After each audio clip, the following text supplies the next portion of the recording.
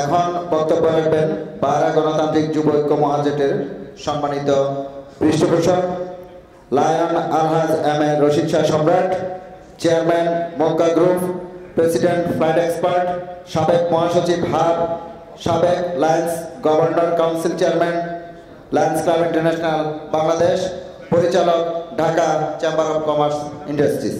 আমি সম্রাট ভাইকে ওনার মূল্যবান বক্তব্য রাখার জন্য সবিনয় অনুরোধ করছি। আপনারা জানেন আজকে বাইরের পরিস্থিতিও ভালো না, তারপরও আপনারা অনেক কষ্ট করে এখানে এসেছেন। আমরা যথাসময় অনুষ্ঠানটা যদি শুরু করতে পারতাম।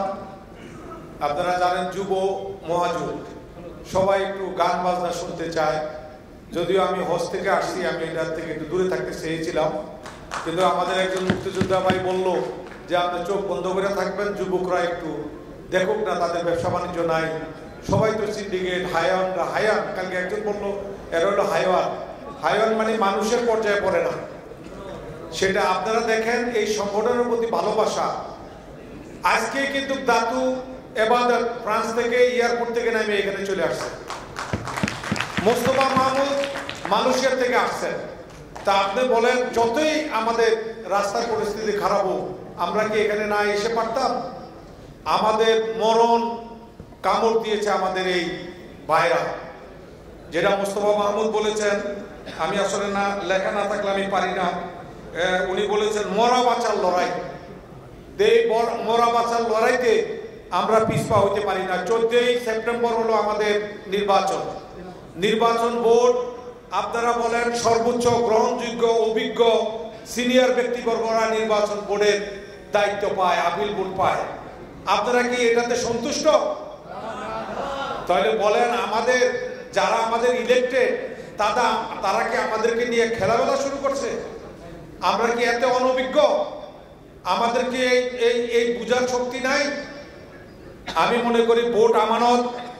আপনারা আগামী দিনের মধ্যে আপনারা সবাই ভোটার হবেন। আপনার ভাই ব্রাদার সবাইকে বলবেন আপনার এই আমানত নিঃস্বার্থভাবে লিডারশিপের জন্য আপনি ব্যয় করবেন।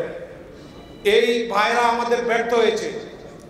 আপনারা জানেন গত নির্বাচনের পরে এজিএম এর সিদ্ধান্ত নিয়েছিল ইজিএম এ যে আপনারা কারা মালয়েশিয়া চান আর কারা চান না।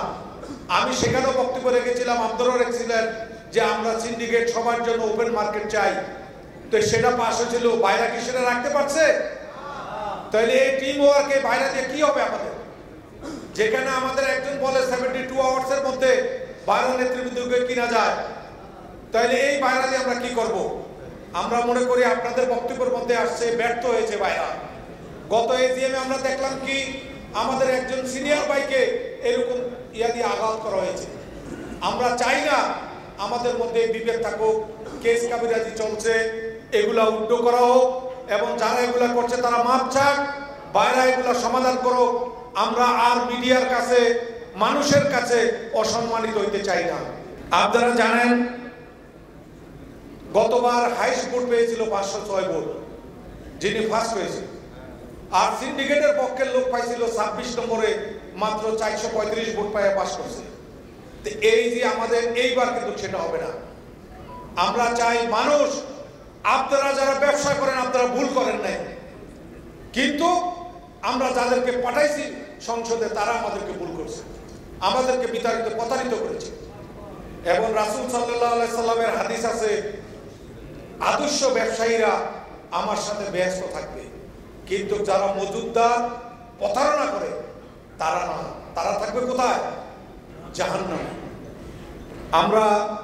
আমরা চাই না আমাদের বাইরা যারা বাইরা ভাই সবাই আমরা একসাথে ব্যস্ত থাকতে চাই, কারণ আপনার সাথে আমার সম্পর্ক। আরাফাতের ময়দানে আরাফাতি বাইরা নাকি একসাথে ব্যস্ত থাকবে, তা আপনারা আমার সাথে থাকলেন আপনাদের সাথে গল্প গুজব করতে পারবো। অন্য লোক আসলে আমি কেমনে পারবো? বিজিএম এর লোক তো আমি চিনি না।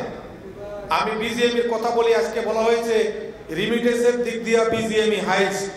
তারা জানেন ব্যাংকে কত টাকা নিয়ে যায় এই আন্ডার ইনভয়েস ইনসেন্টিভ, কিন্তু আমরা কি পাই?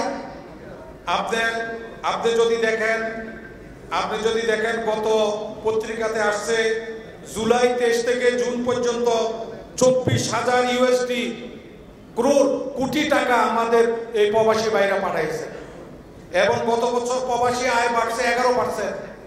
গত জুনে আসছে $54 কোটি। আর আমাদের যারা বিজিএম এর কথা বলে, আজকে এক ভাই বলল দুবাই থেকে টাকা আসে, যদি লিগালি আমাদের টাকাগুলো আসতো, আমরা যদি সেভাবে তাদেরকে মর্যাদা সম্মান দিতাম, তাহলে তারা সেই টাকা আমাদের আসতো, তাহলে আমরা সবাই আগে আমরা পাইতাম। আপনাদেরকে আমার অনুরোধ, আমরা এই ব্যবসা সবার জন্য উন্মুক্ত করব। আমাদের এই যে থার্ড টার্মিনাল ব্যাপারে আমাদের এক আটাবের নেতা বলেছিলেন, আমাদের বাইরের অফিস থাকবে থার্ড টার্মিনালে। সারা বিশ্বের যত জায়গায় আমাদের দূতাবাস আছে সেখানে আমাদের বাইরের অফিস থাকবে, আমাদের লিগ্যাল উইংস থাকবে। আমরা বাইরেতে মিডিয়া উইংস করব, লিগ্যাল উইংস করব, এবং আমাদের অনেক স্বপ্ন আছে। আপনারা যদি এই যুব আমরা যে মহাজোট করেছি, আপনারা অনেকে বলেন যারা মুরব্বী ভাই আমাকে বলে যে ভাই আপনি যুব যুব এটা কেমন শোনা যায়। আমি আল্লাহ রাসূল সাল্লাল্লাহু আলাইহি সাল্লাম একবার যুব সমাজে বলেছিল, এই যুবকরা আমার সাথে ব্যস্ত থাকবে। তখন সাহাবীরা অনেকে তো দাঁড়িয়ে ভেঙে গেছে, তখন বলছিল আমাদের অবস্থা হবে কি, তোমরা সবাই যুবক হয়ে যাবে। ইনশাল্লাহ আমরা যারা বৃদ্ধ আছি, আজকে আব্দুল্লাহ ভাই অনেক অসুস্থ, তারপরে এখানে আসছে। আমরা আশা করি যুবকদেরকে আমাদের সঠিক পথে আমাদের নিতে হবে। যুবকরা যেন বিপদে না যায়, সেটা দায়িত্ব কি আমাদের না? তারা আমাদের নেক্সট জেনারেশন। আমি আশা করি আপনারা যদি আমাদেরকে সাপোর্ট দিয়ে যান। আজকে আপনারা দেখেন মন্ত্রণালয় দেখেন, আমাদের যদি কোনো একটা অভিযোগ হয়, আমাদের কি করে মাস্তান আমাদেরকে দৌড়ায়, পুলিশ দৌড়ায়, র্যাব দৌড়ায়, বিএমএটি, মন্ত্রণালয়, এগুলা কিছুই থাকবে না। কোনো অভিযোগ হইলে ভাইরাল আরবিট্রেশন কমিটি আগে সমাধান করবে। আমরা আমাদের বাইরের সমাধান আমরা করবো, পুলিশের কাছে কোটা কেন কোর্টে যাবে, আমরা সমাধান করব। এটা আমরা কোনো জায়গায় দিব না, কারণ এই এক্সপিরিয়েন্স আমার আছে। আপনারা জানেন আমি 7টা হজ পরিচালনা করেছি। আমি লায়ন্স ক্লাব ইন্টারন্যাশনালের আমি নিজের পরিচয় দিতে চাই না, আমি গভর্নর ছিলাম, কাউন্সিল চেয়ারম্যান ছিলাম, পুরো বাংলাদেশ চালাইছি। লায়ন্স ম্যাগাজিন 12 বছর কেউ এই পদ ছাড়াইতে পারে না, আমি সেটা চেয়ারম্যান ছিলাম। লায়ন্স ফাউন্ডেশনের বাংলাদেশের চেয়ারম্যান ছিলাম, একজন অ্যাম্বাসেডর ছিলাম, আরো বহু পদ পালন করেছি। শুধু আমাদের বাইরেতে আসি নাই, দেখছি যে এটা এখানে বেশি পারকুতু, এখানে আমার মনে হয় যে আমার মতো এই ভদ্রলোক পারবো না। কিন্তু আমি দেখেছি মুজাম্মেল থেকে শুরু করে আমার অনেক ভাইরা রিকোয়েস্ট করলো যে আপনি একটু আসেন, দেখি না আমরা একটু চেষ্টা করে দেখি। কোনো জায়গায় যদি অন্যায় হয় আমাদের প্রতিবাদ করতে হবে, প্রতিবাদ না করতে হলে ঘৃণা করতে হবে, আর না হলে অন্তত আপনার এটাকে ঘৃণা করে আপনি চলে যেতে হবে। আমার মনে হয় আমরা পারবো। আমাদের ইশতেহারে আমরা যেগুলা দিব চলমান থাকবে, আপনারা আমাদের বুদ্ধি পরামর্শ দিবেন। এই যারাই আজকে 100 সিন্ডিকেট খুব সহসায় আপনারা পেয়ে যাবেন, আপনারা খুব সহসায় পেয়ে যাবেন। ইউনাইটেড নেশন কর্তৃক তাদের স্যাংশন আসতেছে মানব পাচার করার কারণে। কারণ তারা যেখানে বলছে 80,000 দিব, সেখানে 6 থেকে 7 লাখ টাকা তারা পর্যন্ত নিয়েছে। এগুলো চলে আসবে। আমরা এই দেশকে ভালোবাসি, আমরা বাইরাকে স্মার্ট দেশপ্রেমিক সংগঠন হিসাবে করতে চাই। আমরা এই যে বাইরাতে আপনারা জানেন যে আমাদের সংঘবিধি স্মারক আছে, এটা কোনো ঠিকই নাই, কিচ্ছু নাই। এটার মধ্যে আপনার 27 জনের যে একটা টিম ওয়ার্ক, 27 জনের সমান পাওয়ার থাকতে হবে। প্রেসিডেন্ট একচ্ছত্ব যদি আধিপত্য থাকে, আপনার কোনো কিছু করা সম্ভব না। আপনি দেখেন বাইরাতে আমাদের ইলেকটেড নেতা মহাসচিব আমাদেরকে চিঠি সই করে চিঠি দিবে, সেখানে আমাদের ম্যানেজার অ্যাক্টিভ, আমাদের কর্মচারী বেতনভুক্ত কর্মচারী আমাদের মিটিংয়ে কল করে। এটা কিভাবে সম্ভব? আমার বেতনভুক্ত কর্মচারী আমার ডাকে যে আপনি এই মিটিংয়ে এই দিন আসবেন। কত বড় ব্যর্থ আমাদের বাইরের নেতারা যারা আছে। আমি মনে করি যারা এখনো আছে, যারা এই বাইরের সিন্ডিকেট বিরুদ্ধে আপনারা পদত্যাগ করুন। এই বাইরে আমরা চাই না, এই বাইরে আমরা করতে দিব না ইনশাল্লাহ। সামনে আমরা দেখেন, আমরা ইনশাল্লাহ যদি আপনারা চান 2টা বছর আমাদেরকে সময় দেন, এই বাইরের সমস্ত কিছু আমরা চেঞ্জ করে দেবো ইনশাল্লাহ। এই বাইরের সরকার নিয়ে আসবো, যেখানে মাননীয় প্রধানমন্ত্রী সেখানে জাতীয় সংসদে বসে বলে যে এখানে দুর্নীতিগ্রস্ত সব লোকগুলা এখানে আমাদের এই দেশের টাকা, যেখানে মাননীয় প্রধানমন্ত্রী বিদেশ থেকে লোন এনে দেশ চালায়, আর সেখানে আমাদের এই কতগুলো অসভ্য লোক আমাদের দেশের টাকা পাচার করে বিদেশে। এগুলো করতে দেওয়া হবে না। আপনারা বলেন একসাথে, আপনারা আছেন? সবাই হাত তুলে বলেন, বুকে হাত দিয়ে বলেন, রক্ত দিয়ে হলো আমরা এই বাইরাকে রক্ষা করবো ইনশাআল্লাহ। আপনারা ঘরে যাবেন না, আমরা বড় একটা সংগঠন করছি নিজের পকেটের পয়সা দিয়ে। আমরা আমাদের ক্রেডিট কার্ডের টাকা দিয়ে পেমেন্ট করেছি। কোন লোকের আমরা অবৈধ টাকা নেব না, আমরা কোনো অবৈধ টাকা খাবো না ইনশাআল্লাহ। আপনারা সামনে আমরা মেজবান করব, অন্য কোনো অনুষ্ঠান করব না। আপনারা আমাদের অনুষ্ঠানে আসবেন, কারো অনুষ্ঠানে যাবেন না, অনেক খেয়েছেন। ওরা যদি বলে যে এই সব লোক আমার সিন্ডিকেটের সদস্য, একজন বললো কিভাবে, সে আমার হোটেলে আমার খানা খাইছে না, আমি তার টাকা দিচ্ছি না, এইসবে আপনারা যাবেন না। এইসবে গেলে আপনাদের হাট শেষ হয়ে যাবে।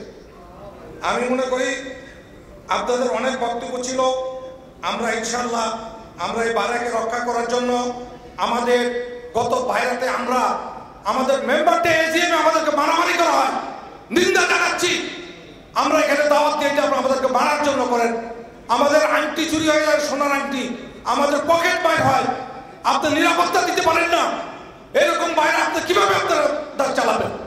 আপনার যেখানে মেম্বারের নিরাপত্তা দিতে পারেন না, এইরকম আমরা চাই না। আমরা চাই, আমাদের টার্গেট আছে, আমরা এই রক্ষক হয়ে ভক্ষক হতে চাই না। আমরা সবাই ব্যবসা করব। আমরা চাচ্ছি কেন 10 লাখ 12 লাখ লোক যাবে, আমাদের লোক, আমাদের টার্গেট থাকবে আমরা 25 লাখ লোক পাঠাবো বছরে। আমাদের কেন 22 বিলিয়ন টাকা আমরা পাবো? আমাদের টার্গেট থাকবে আমরা 24 বিলিয়ন ডলার আমরা বিদেশ থেকে প্রতি ইয়ারলি আমরা আর্ন করবো। আমরা বাইরেতে লিগাল ইউজ করবো, রিসার্চ করবো। আমরা বিএমইডিতে মন্ত্রণালয় যেখানে নতুন নতুন বাজার খোলার জন্য তারা যায়, তারা শুধু টাকা খায়। আমরা বাইরা তাদের সাথে একত্রিত হয়ে আমরা বাইরা সারা বিশ্বে মার্কেট করবো। 178টা দেশে আমাদের টার্গেট থাকবে আমরা বছরে 25 লক্ষ লোক পাঠাবো ইনশাআল্লাহ। আমরা কারো কাছে বিক্রি হবো না। আপনারা যদি বলেন আমরা কোনো সিন্ডিকেট কামে চাই না, রবীন্দ্র নিয়ে অনেক কথা উঠছিল, কালকেও আমাকে বহুত লোক রেখেছে, কিন্তু আজ রবিন ক্লিয়ার করছে যে সেই কোনো সিন্ডিকেট না। আমরা কোনো মেডিকেল সিন্ডিকেট আমাদের সাথে রাখবো না। আপনারা যদি থাকেন ইনশাআল্লাহ আমরা বাইরে এনে যারা সৌদি এম্বাসিতে আজকে জানেন শত লাইসেন্স শত লাইসেন্স এনলিস্ট দিতে পারে না। এগুলা দায়িত্ব কার? বাইরে কেউ যায়, কেউ তারা এগুলা দেখে না। সমস্যা হইতে পারে, আমরা সৌদি এম্বাসিতে কোনো ব্লেম দেওয়া যাবে না, কারণ আমাদের ভুলের কারণে তারা এগুলা করে।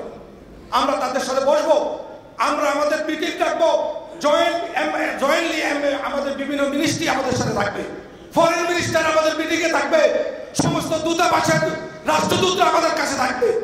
আমরা তখন টেবিলে বসে করে সমাধান করবো ইনশাআল্লাহ।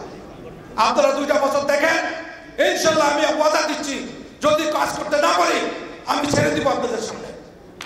আপনাদের সবাইকে ধন্যবাদ জানিয়ে আমার বক্তব্য শেষ করলাম। আল্লাহ হাফেজ।